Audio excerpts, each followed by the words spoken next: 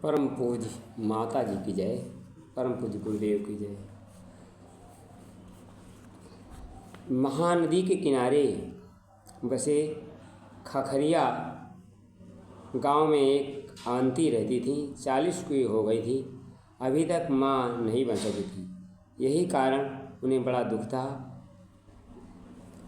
पति वल्लभाचार्य केंद्रपाड़ा जिले में सिखौली गांव में अध्यापक थे।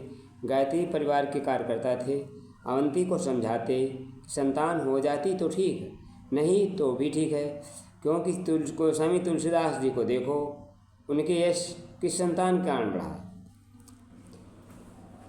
वल्लभाचार्य अपनी पत्नी को दुख निवारण हेतु उन्होंने कहा, गुरुदेव के प्रति बहुत श्रद्धा है, क्योंकि उन्हें छू लोह कण भी बन गए अनमोल कंचन से, निरर्थक वृक्ष भी सुरभित हुए सब और चंदन से, सहज सानिध्य से सबका किया उपकार है गुरुवर, तुम्हारे पद्म चरणों में नमन सौवार है गुरुवर। ऐसे उन्होंने समझाया और पत्नी को बहुत समझाया। और क्या पता गुरुदेव की कृपा से हो जाए, इसमें कोई हर्ज नहीं। उन्होंने हर तरह समझाया। बहुत समझाने पर अवंती मान गई। शांतिकुंज जाने की तैयारी हो गई। पत्राचार आवेदन स्वीकृत होने जितना समय लगा, उस अवधि में जप अनुष्ठान करती रहीं। नियत समय शांतिकुंज पहुंची। वहाँ शिव ने दिनचर्या शामिल हुई। 2-4 दिन अटपटा लगा। दिनचर्या में व्यस्तता, आश्रम की दैवी वातावरण जल्दी मन बन गया। वंदनी माता जी गुरुदेव के उद्बोधन कानों में पढ़ते रहते हैं। समाज की साधना अभ्यास करते दिन बीता गया।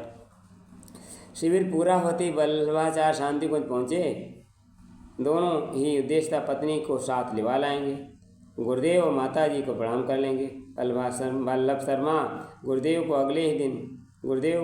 ने अगले दिन बुला लिया। अवंती भी साथ हो गई। दोनों ने प्रणाम किया। गुरुदेव ने अवंती की ओर देखा, पूछा, कैसा लगा शिविर बेटी? घर जाकर अब पहले तरह संताप जलती भूनती रहोगी? सुनकर अवंती कुछ नहीं सूझा। गुरुदेव ने अपनी ओर से संताप का जिक्र कर दिया। अवाक रह गई और गुरुदेव ने कहा, तुम्हारी इच्छा पूरी होगी बेटी। तुम्हारी घर में कोई ऋषि आत्मा जन्म लेगी। तुम भगवान का काम करती रहो। इतना कहकर गुरुदेव ने अवंती और का सिर थपाया। वल्लभ शर्मा को उस क्षेत्र में वहाँ चल गायत्री परिवार की गतिविधियों के बारे में बात करने लगे। 5-7 मिनट के चर्चा पूरी हो गई। दंपति गुरुदेव के कक्ष से बाहर निकल आए। गांव जाने की तैयारी में जुट गए। खाखरिया गांव पहुंचकर अवंती ने महिला प्रौढ़शाला शुरुआत की। शाला के बजाय कक्षा कहना उचित होगा। 1975 में शुरू हुए महिला जागरण अभियान की ने एक व्यक्ति वानगी प्रशिक्षण क्षेत्रों का शुरुआत वर्ष के अंत में हुई, लेकिन अभियान में कोई उद्घोष अप्रैल नवरात्र बीतते ही कर दिया गया।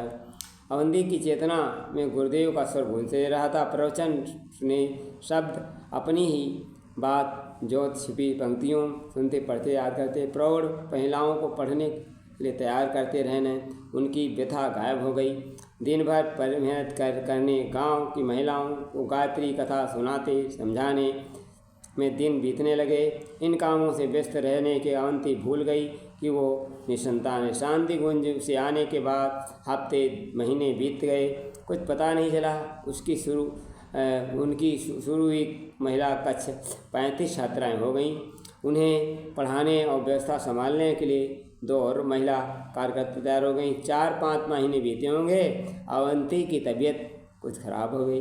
चक्कर आते, घबराहट होती। शुरू में समझा ज़्यादा भाग दौड़ से परेशानी हो रही है, थोड़ा आराम करने के ठीक हो जाएगी। 2-3 दिन आराम किया, फिर तबीयत सुधार नहीं हुआ। डॉक्टर को दिखाया। डॉक्टर ने नाड़ी देखकर लक्षण पढ़कर बताया। अवंती और वल्लभ शर्मा दोनों के चेहरे खुल उड़े। दोनों प्रसन्नता के दोनों को आँखें छलछलाई। उन्होंने तुरंत गुरुदेव को पत्र लिखकर खुशी जाए और कहा, तुम्हारे पद्म चरणों में नमन 100 बार है गुरुवर। कृपा की एक किरण दे दी, दुखी संसार है गुरुवर। कृपा से आपकी नद भी सुपावन नीर बन जाता। कृपा पाकर मरुस्थल भी गंगा का तीर बन जाता। मनुष्यता का तुम्हारा तो बहुत आभार है गुरुवर। तुम्हारे पद्म चरणों में नमन 100 बार है गुरुवर। धन्यवाद।